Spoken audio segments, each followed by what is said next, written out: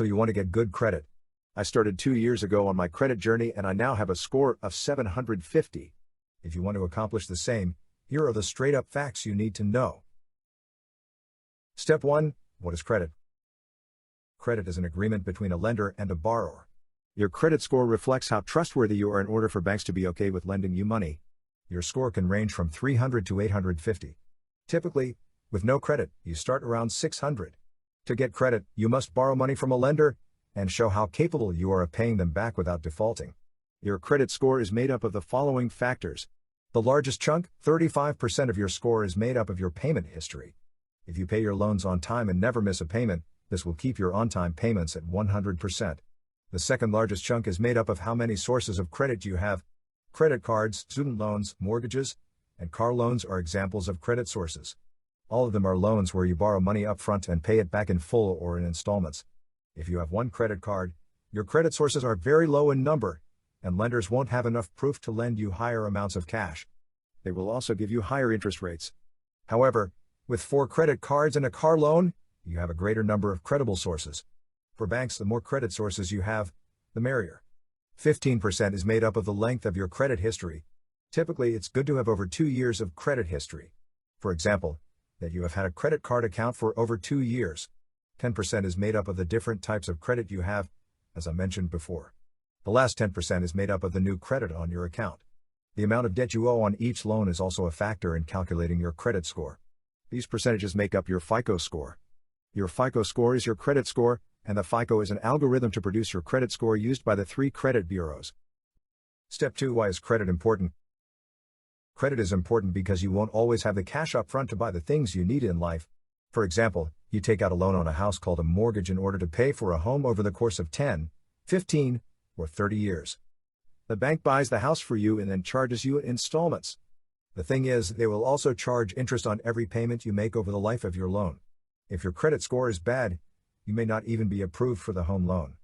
In the best scenario, they will give you a higher interest rate, meaning you will have to pay more for the same home than someone who has a better credit score. Step 3. How to build credit. If you have little or bad credit, do as I have done. Get a secured credit card. I recommend the Discover It secured card. Unlike a regular credit card, a secured one requires a deposit which the bank uses as collateral in order to give you credit. If you pay on time for 6 months, they will graduate your card to a regular credit card. They will give back your initial deposit. The thing is, you will get cash back from your Discover card in popular rotating categories every 3 months. This includes gas, Amazon, and PayPal. After 6 months of having your first secured credit card, open up a second secured credit card, or you can try to wait a few months longer for a better score and apply for a cashback or travel credit card. The rest is up to you. Try to go for credit union credit cards, 2% flat rate cashback credit cards, and 5% rotating category or travel credit cards. Just make sure to research reviews and videos on each card and bank you are interested in.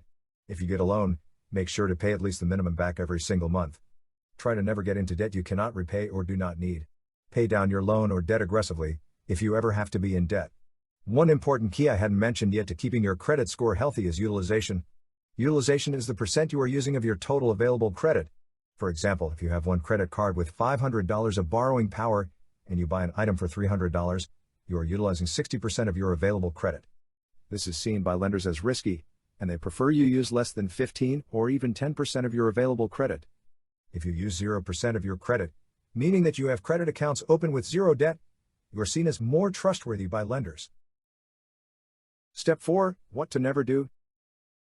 Never spend more than you can afford on a credit card. Treat your credit card exactly as you would a debit card. Try to think of your credit card as the middleman for your debit card and the merchant you are buying from. Remember that if you don't pay back on time, or even pay just the bare minimum, you will be charged with unforgiving interest, and you will have to pay more than what you originally could not afford.